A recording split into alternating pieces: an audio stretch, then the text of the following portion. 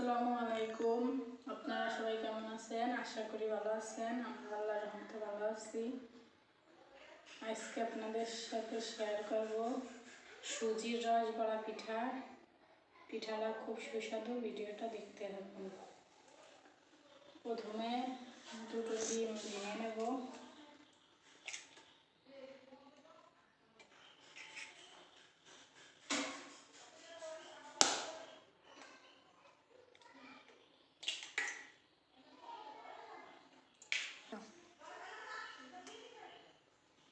এবার স্বাদ মতো লবণ দিয়ে দেবো।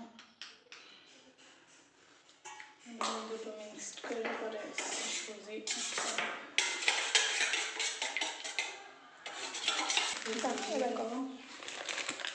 সুজিগুলো দিয়ে মিশিয়ে নেব।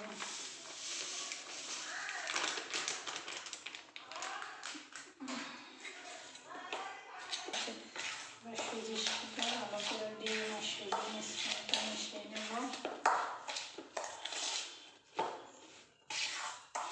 বড়া আকারে ভাজতে হবে।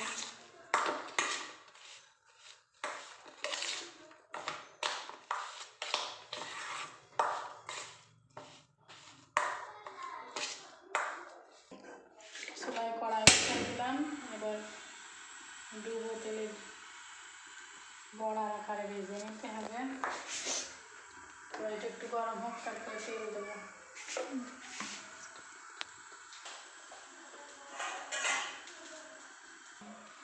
এবার কড়াইতে তেল দিয়ে দেবো। বড়ার আকারে ভাজতে হবে, তেলটা একটু বেশি দিয়ে দিলাম।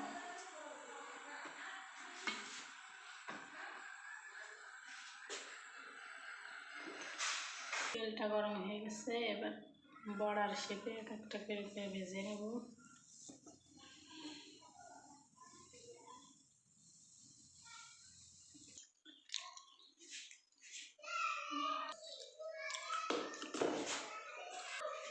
গোলাটা শক্ত হয়ে গেছিল, এর জন্য আরেকটা ডিম মিশিয়ে ব্যাটারটা নরম করা হয়েছে এবং পিঠেগুলো খুব সুন্দর হচ্ছে।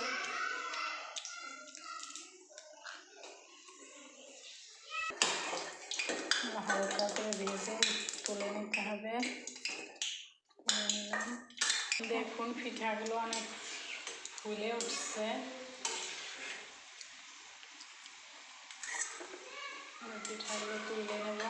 হালকা ভাজা দিতে হবে, কড়ার যাবে তো দুধ ভিজানো যাবে না, শক্ত থেকে দেবে। হালকা করে ভেজে তুলে নিতে হবে।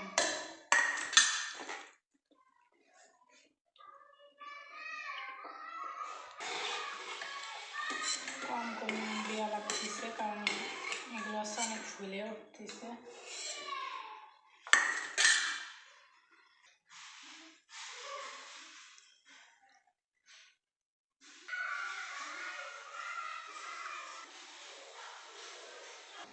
দেখুন অল্প একটু দেওয়া হচ্ছে, তারপরে ফুলে কত বড় একটা হয়ে যাচ্ছে।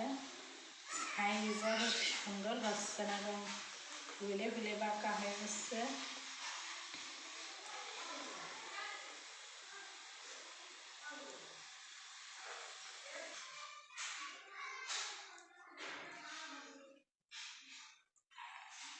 পিঠাগুলো তেলে ভেজে এভাবে খেয়ে নিলেও কিন্তু খুব মজা লাগবে। আগে গরম করে রাখা, তারপর আবার নতুন করে জ্বালায় নিয়ে চিনি দিয়ে দিতে হবে। পিঠাগুলো ভাজা শেষ, এবার তুলে নেব।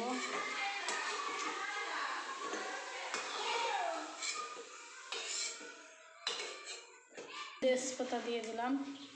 দুধটা আছে রাইস কুকারেই করতে দিচ্ছি।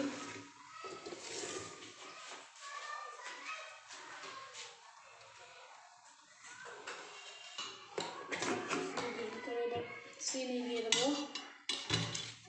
ওরে বড় গেল।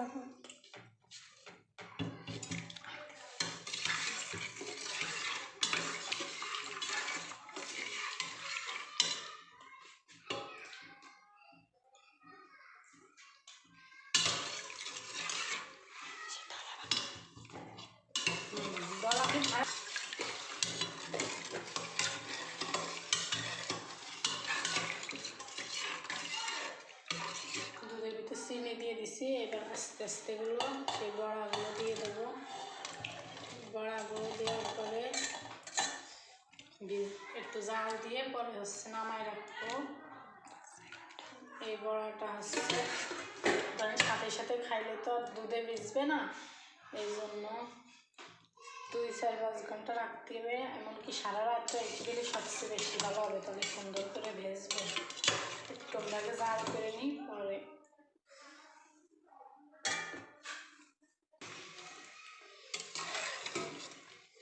রাইস কুকারে তো এই জন্য জালটা উঠতে একটু সময় লাগতেছে।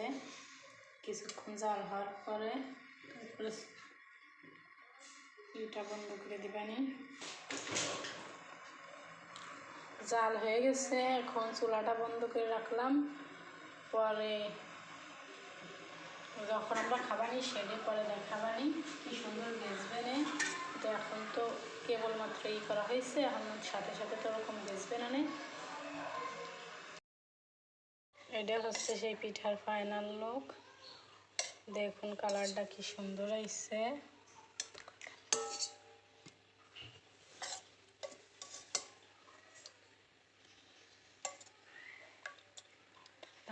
খেয়ে দেখাবে যে কেমন হয়েছে, একেবারে রসে হয়ে গেছে।